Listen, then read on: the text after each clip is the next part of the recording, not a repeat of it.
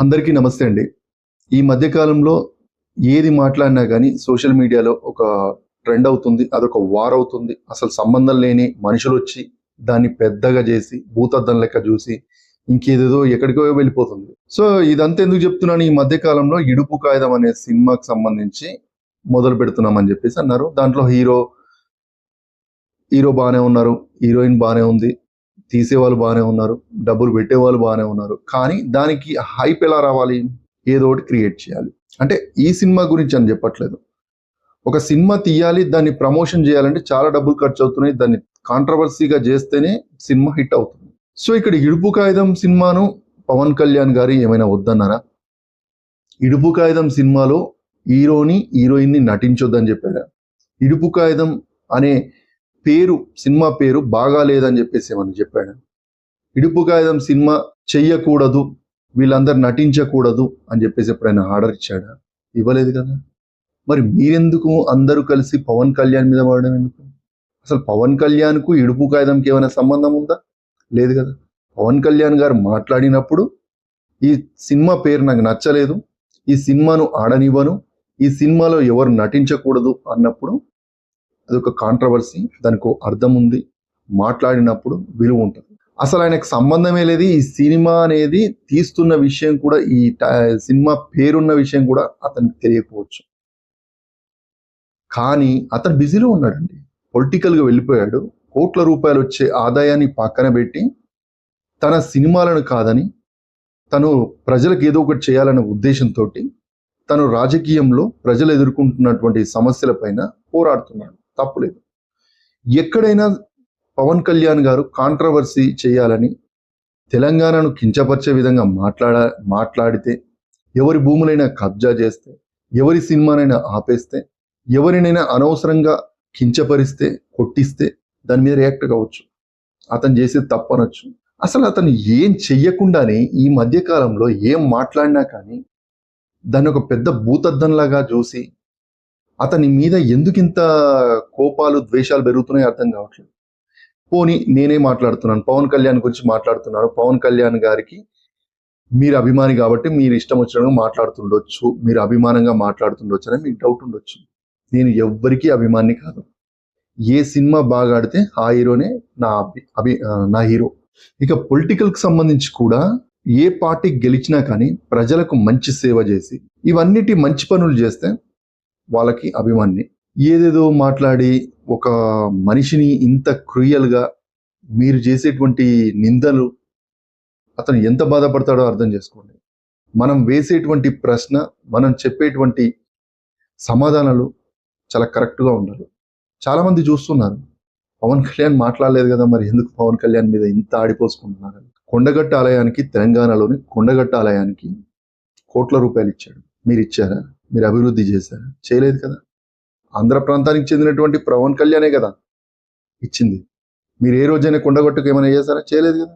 అలాగే మొన్న హన్మకొండలో నిరంజన్ అనే అబ్బాయి, ఆ పరిస్థితుల్లో పవన్ కళ్యాణ్ తన పర్యటనను మొత్తం క్యాన్సిల్ చేసుకొని అభిమాన వ్యక్తి కోసం అక్కడికి వచ్చి ఎలాంటి రాజకీయాలు మాట్లాడలేదు. అతనికి కావలసినటువంటి కొన్ని ఏర్పాట్లు చేసి వెళ్ళిపోయినటువంటి పరిస్థితి. మీరెవరైనా చేశారా? చేయలేదు కదా. మంచి చేసినప్పుడు మెచ్చుకోవాలి, చెడు చేసినప్పుడు అనండి. మీరు అనుకున్నట్టుగా తెలంగాణకు సంబంధించి కొన్ని మాటలు మాట్లాడాడు, దాంట్లో మాట్లాడిన తప్పులేదు. తెలంగాణను విభజించడం అనేది తప్పేం లేదు. కానీ అది సరైన క్రమంలో విభజించలేదని కొన్ని వ్యాఖ్యలు చేశాడు. మీ పొలిటికల్కి సంబంధించిన వ్యాఖ్యల్లో మాట్లాడడం తప్పులేదు. అతని వ్యక్తిగత జీవితం గురించి మీకు ఏం తెలుసో తెలియకుండా మీ ఇష్టం వచ్చినట్టుగా అవాకులు చెవాకులు మాట్లాడితే మీ విలువే తగ్గిపోతుంది. మీరు ప్రజల్లో ఉన్నటువంటి నాయకులు, ఆ నాయకులు మాట్లాడే మాటలకి ప్రజలు గమనిస్తూ ఉంటారు, ఏం మాట్లాడుతున్నారని చెప్పేసి.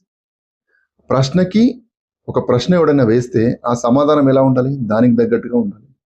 వాడెవడో ప్రశ్న వేస్తే అసలు సమాధానం తల తోక తెలియకుండా, తల గురించి ప్రశ్న వేస్తే తోక గురించి చెప్తే ఏమనుకుంటారు? సబ్జెక్టు లేదు, ఏదో కాంట్రవర్సీగా ఏదో మాట్లాడి సెంటిమెంట్గా ఓట్లు కొట్టేద్దామనే ఆలోచనలో ఉన్నారు అని చెప్పేసి అనుకుంటారు. సెంటిమెంట్లో ఓట్లు కొట్టొచ్చేమో కానీ మీ విలువ అనేది తగ్గొచ్చు. చాలామంది చదువుకున్న వాళ్ళు ఉన్నారు, అసలు ఏంట్రా ఇలా మాట్లాడుతున్నారు అని చెప్పేసి. ఒకటి మాత్రం గుర్తుపెట్టుకోండి, మీ విషయంలో కానీ మీకు సంబంధించి అతను ఏదైనా మాట్లాడితే, అతను రాజకీయాలు మాట్లాడండి. సినిమా గురించి మాట్లాడితే సినిమా గురించి మాట్లాడండి. అతను దేని గురించి మాట్లాడినప్పుడు మీరెందుకు మాట్లాడుతున్నారు అసలు? ఎప్పుడైనా సరే ఏ ప్రాంతానికి చెందినటువంటి వ్యక్తి అయినా సరే దేశంలో ఎక్కడైనా పోటీ చేయొచ్చు. మరి దేశంలో మోడీకి ప్రధానమంత్రి గారు ఉన్నారు, మనకు సంబంధం లేని వ్యక్తి, మరి వద్దు మోడీ గారు అని చెప్పేసి అనగలుగుతారా? అనలేరు కదా. సో ఇది కూడా అంతే, ఎవరు ఎక్కడైనా పోటీ చేసుకోవచ్చు, కానీ మాట్లాడే మాటలు కొద్దిగా జాగ్రత్తగా మాట్లాడితే మీకు విలువ ఉంటుంది. అలాగే జన సైనికులు కూడా మాట్లాడుతున్నారని చెప్పేసి, జన సైనికులు కూడా ఏదైనా తెలిసి తెలియక మాట్లాడితే ఆగిపోండి. అనవసరంగా పవన్ కళ్యాణ్ గారిని మీరు మాట్లాడి వాళ్ళు మాట్లాడి ఇది ఒక పెద్ద కాంట్రవర్సీగా క్రియేట్ చేసి అతనికి సంబంధం లేని ఇష్యూలో తల దూర్చకుండా, ఎవరైనా అనవసరమైన మాటలు మాట్లాడినప్పుడు మీరు మాట్లాడకండి, వాళ్ళంతటి వాళ్ళే పోతారు. ఎంతోమంది ఏదో ఒకటి మాట్లాడుతూనే ఉంటారు, దానికి అన్నిటికీ సమాధానాలు ఎలా చెప్తారు? చెప్పలేరు కదా. సో పవన్ కళ్యాణ్ గారిని ఎవరు కూడా ఇబ్బంది పెట్టకూడదు అని నేను అంటున్నాను.